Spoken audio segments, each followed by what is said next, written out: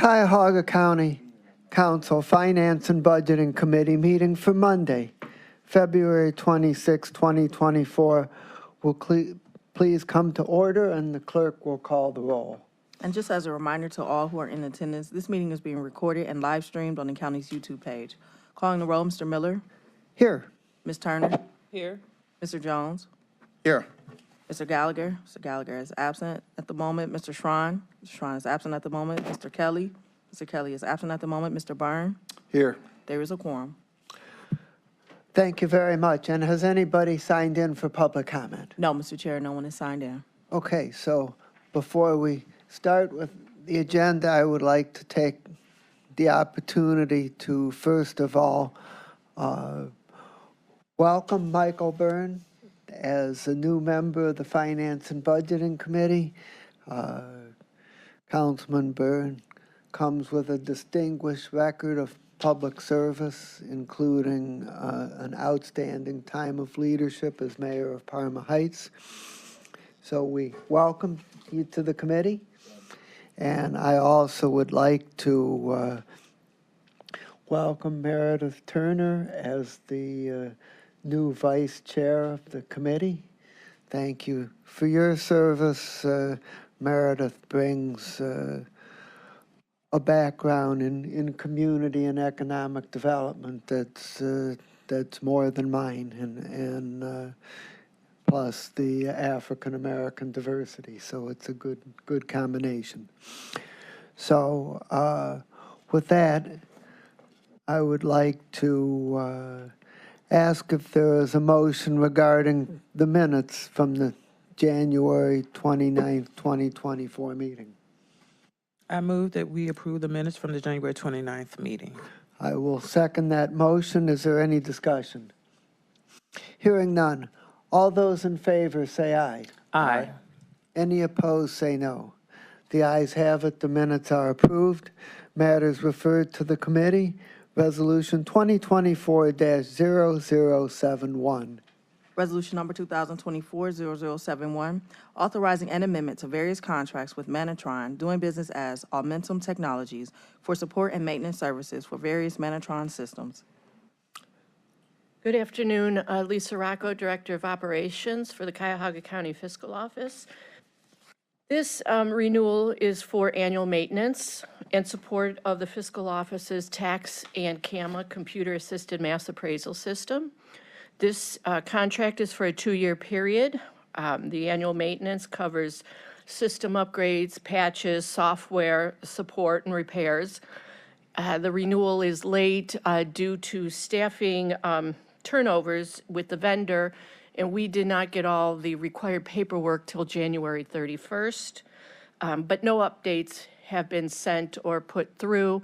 We're expecting an update to come in March. They usually come quarterly, so I respectfully ask for this to be passed on second read.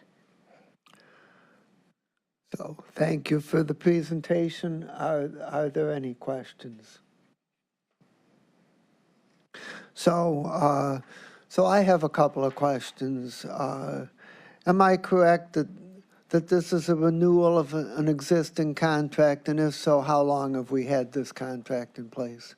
We've had this contract in place since, I believe, 2002 is when we entered the original contract with our tax system. So it's just for annual maintenance. And are we aware of any other vendors that could provide this service, or is this kind of sole source? This is sole source. We did try to go down that path and we were unsuccessful. So we're back to keeping what we have and moving forward. And is the system working adequately, or are there any problems that you're aware of? It's working adequately. Okay. Any other questions by members of the committee? So, hearing none, since we are late and already into the contract period, it's been recommended to be recommended for second reading suspension. Do I have a motion to that effect? So moved. Second. Okay, it's been moved by the Council Vice President and seconded by the President. That's as strong a support as you can get. Any further appreciate that. discussion? All those in favor say aye. Aye. Any opposed say no. It is so recommended. Thank you with, very much. Recommendation for second reading suspension. Okay, and the second item is Resolution 2024-0072. Resolution number 2024-0072, authorizing an amendment to contract number 3038 with WB Mason for general office supplies and related services. Good afternoon, committee members. Paul Porter, Director of the Department of Purchasing. This is an amendment to the county's existing contract for office supplies with WB Mason. We entered into the current agreement starting in April of 2021 after an RFP process that occurred during calendar year 2020. As a result of this agreement, pricing has been consistent on over 600 core office supplies that the county purchases on a regular basis since April of 2021. That's kind of blunted the impact of any inflationary pressures on most of the office supplies that we buy. So we really haven't had an impact as long as it's been stuff under this contract. The flip side of that is, as we're exercising this First Amendment year, there will be a significant increase in pricing for both office supplies excluding paper and then paper and related paper products like file folders. The non-paper office supplies are increasing by 15.75% over their current contracted pricing. And then the paper and related products are increasing by 38.82%.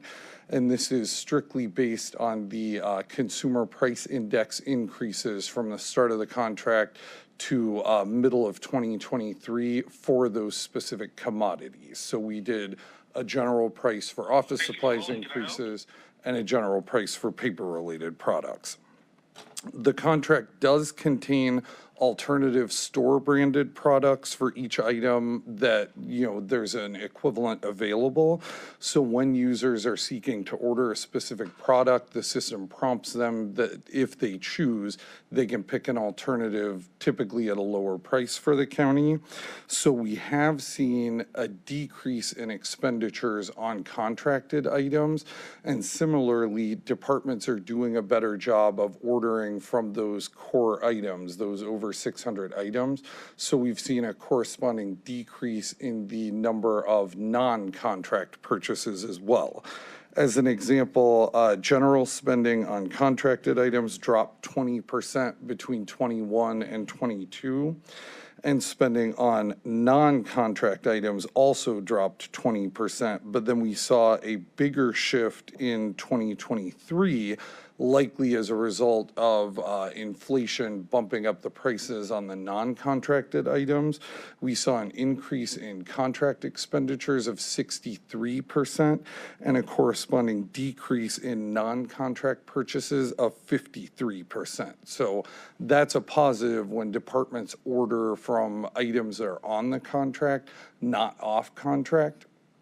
All that being said, our current supplier does give us a 45% discount off the list price of items that may not be included in the contract.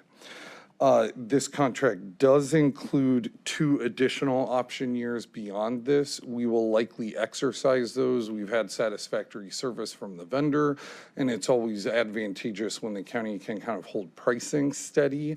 I anticipate that we would go out for an RFP again after that. This is a service that we've typically RFP'd, whenever the current contract and option years are exhausted. So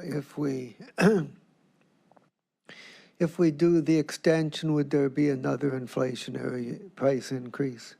Yes, good question on that. I mean, we do 1-year pricing for our option years, so the pricing is going to be good from April 1st to March 31st of next year, and then if we exercise, there would be a corresponding increase in 25 and potentially 26.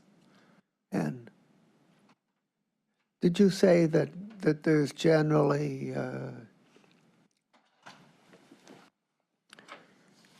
in-store versions of these products that can be obtained at a lower price than the contract price?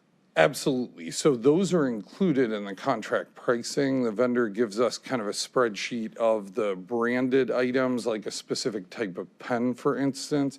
And then further over on that same line, if there's a store brand or generic equivalent, the pricing is given for that. Most of the ordering is done online at this point by personnel within the departments.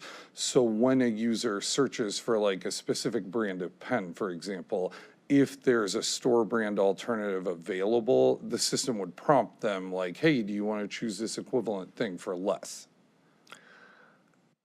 Are we making any progress on helping the planet by reducing the use of paper products and going to digital on more of our operations?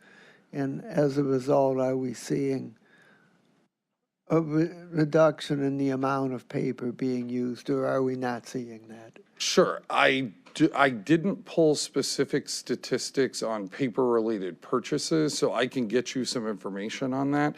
I'll say anecdotally, when it comes to contracts, for instance, within purchasing, we've tried to move as much as we can to getting digital signatures instead of the traditional paper and pencil. A lot of our transactions are happening electronically. We do more with, PDFs and Word documents than we do printed paperwork.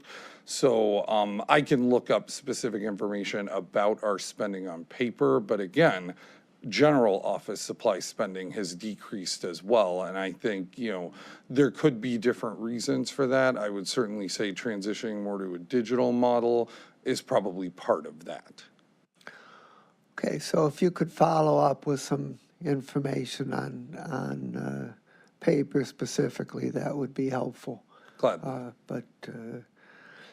But I don't see any need to hold the legislation for that information. Great. And an additional note, this goes through March 31st. So if it needs to go for 3 readings, we've got adequate time for that. Okay, thank you. Are there questions by my colleagues? I do, just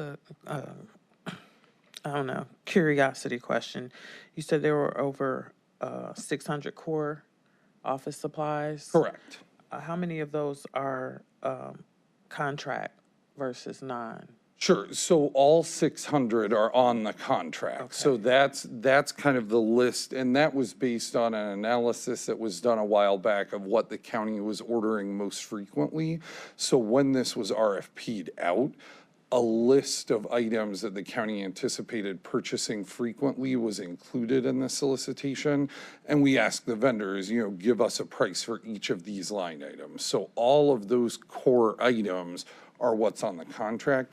Anything outside that can still be ordered from the vendor, and it's given to us at a 45% discount off the MSRP, but that still tends to be higher than like something that they've proposed pricing in the contract for.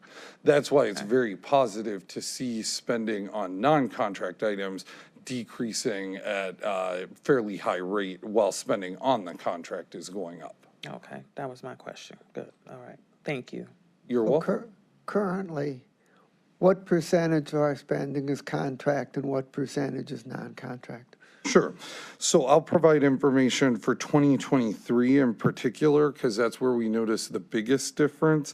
Spending on the contract in 23 was a little over 301,000, and off-contract spending that same year was 103,000. So 130? 103,000. 103. So you could So see. it's about a quarter of it.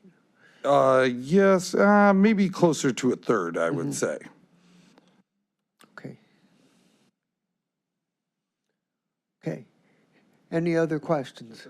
Just a quick one, Mr. Sure. Chair, through the chair.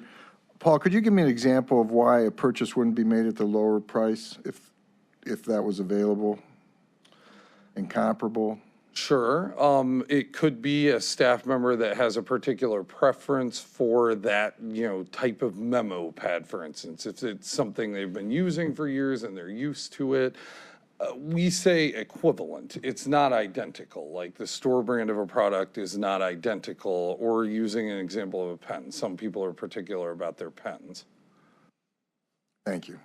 You're welcome.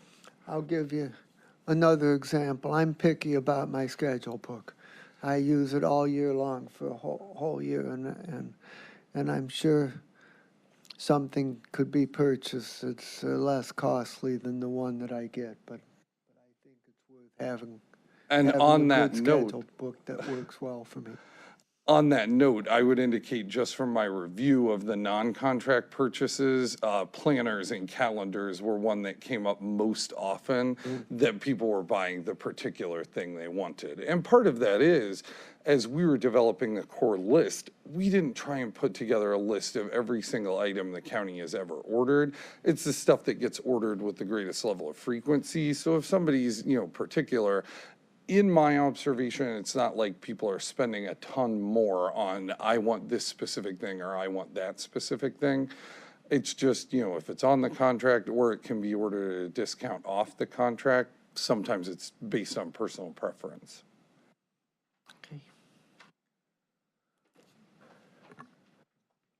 You're back just in time. I'm not seeing any other questions. Are there any other questions? Okay.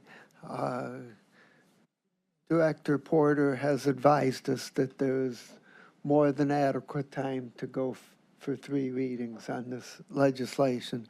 So I'll make a motion to favorably report Resolution 2024-0072 to the full council for second reading.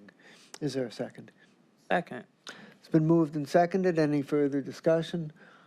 All those in favor say aye. Aye. Any opposed say no.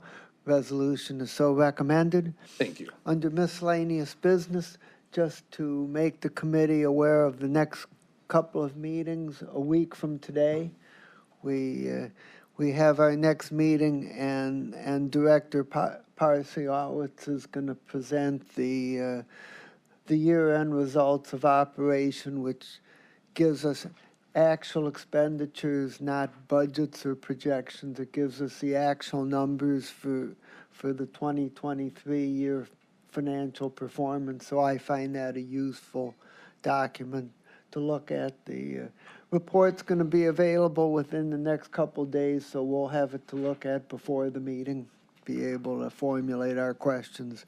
And then 2 weeks from Monday, on March the 18th, we're going to hear 2 presentations.